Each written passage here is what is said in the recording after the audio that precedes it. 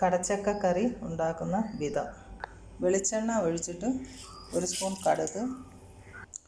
കടുകിട്ട് പൊട്ടുമ്പോൾ പെരിഞ്ജീരകം, 1 കഷ്ണം പട്ട, 1 സ്പൂൺ കൊച്ചുള്ളി അരിഞ്ഞത്, 2 തണ്ട് കറിവേപ്പില, 2 പച്ചമുളക്, 2 സ്പൂണ് തേങ്ങാക്കൊത്ത്, ഇത്രയും ഇടുക.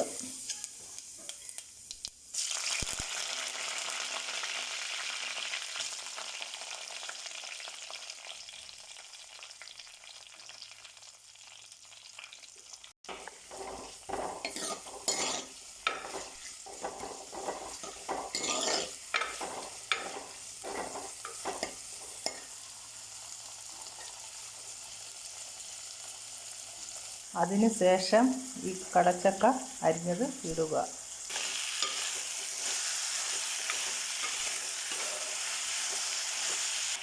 ഉപ്പിടുക. വാടി ഇത് വരുമ്പോൾ നമുക്ക് തേങ്ങ വറുത്തത് അരച്ച് ചേർക്കുക. അതായത് അതിൽ കുറച്ച് വലിയ ജീരകവും 1 ഏലക്കയും, മുളക് പൊടി 1 സ്പൂണ്, മല്ലിപ്പൊടി 1 സ്പൂണ്, മഞ്ഞൾപ്പൊടി ഇത്രയും കൂടെ ഇട്ട് ശകലം ഉലുവപ്പൊടിയും കൂടെ ഇട്ടിട്ട് അരച്ച് നമുക്ക് കറി ഇതിലോട്ട് ചേർക്കാം.